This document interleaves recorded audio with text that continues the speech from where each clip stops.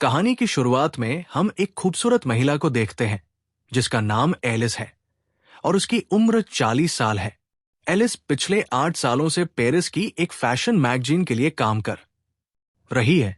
वो अपने करियर में आगे बढ़ने के लिए पूरी तरह से समर्पित है, लेकिन उसका कड़वा स्वभाव और ओल्ड फैशन होना उसकी तरक्की में बाधा सा बन गया है, जिसके कारण पिछले 4 सालों में उसका प्रमोशन नहीं हो पाया है। एलिस का अपने पति से डिवोर्स हो चुका है और वो अपनी छोटी बेटी के साथ रहती है, लेकिन एलिस काम की वजह से अपनी बेटी को ज्यादा समय नहीं दे पाती। वो काम में जाने से पहले अपनी बेटी को अपनी बहन के घर छोड़कर जाती है। एलिस अपनी जिंदगी में बहुत अकेली है और उसे खुद के लिए भी समय नहीं मिलता। एलिस अपनी कंपनी के काम से ब्राजील जाती है और जब वो काम खत्म करके फ्लाइट से पेरिस लौट रही होती है तो उसकी मुलाकात एक यंग लड़के से होती है जिसका नाम एडमम है। एडमम की उम्र 20 साल है और वो एक कॉलेज में पढ़ता है। एडमम ने इकोनॉमी क्लास की सीट बुक की थी, लेकिन उसके सीट में दिक्कत होती है, इसलिए उसे बिजनेस क्लास में एलिस के पास बैठा दिया जाता है। एडमम पहली बार बिजनेस क्लास की सीट पर बैठकर काफी खुश होता है, जबकि एलिस अपने लैपटॉप पर काम कर रही होती है।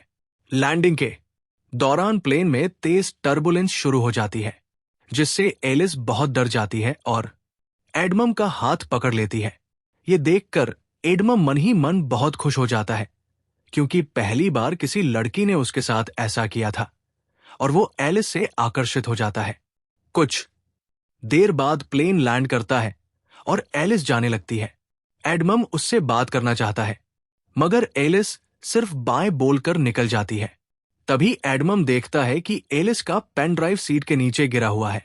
वो उसे लौटाने के लिए एयरपोर्ट के बाहर आता है, लेकिन तब तक बहुत देर हो जाती है।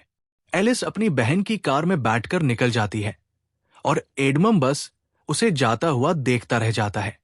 रास्ते में एलिस की बहन उसे एक लड़के के बारे में बताती है जो एक डॉक्टर है और कहती है कि उसे उससे मिलना चाहिए, पर एलिस शादी नहीं करना चाहती, इसलिए वो मना कर देती है।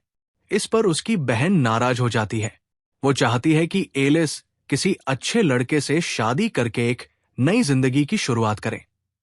इसके बाद एलिस ऑफिस जाती है, लेकिन ऑफिस में उसके कोलिग्स को उसका रूखा व्यवहार पसंद नहीं होता और वो आपस में उसकी बुराई करते हैं।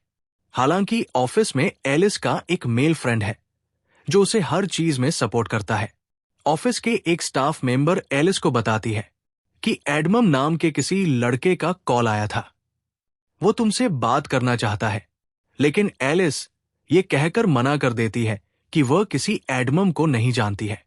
फिर एलिस अपने बॉस के पास जाती है और प्रमोशन की बात करती है, पर वो कहता है तुम्हारे लिखे हुए आर्टिकल पुराने लगते हैं, लोगों को उनमें अब कोई दिलचस्पी नहीं है, तुम्हें कुछ नया और रोमांच लाना होगा।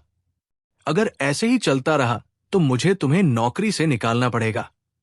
यह सुनकर एलिस आज देर रात तक ऑफिस में काम करती है और सोचती है कि वो कुछ नया और रोमांच कैसे ला सकती है। तभी उसके पास वही स्टाफ मेंबर का नोट मिलता है जिसमें लिखा होता है कि वो लड़का पेन ड्राइव की बात कर रहा था। एलिस को याद आता है कि उसने गलती आगे का पार्ट जल्द ही अपलोड किया जाएगा। Take care.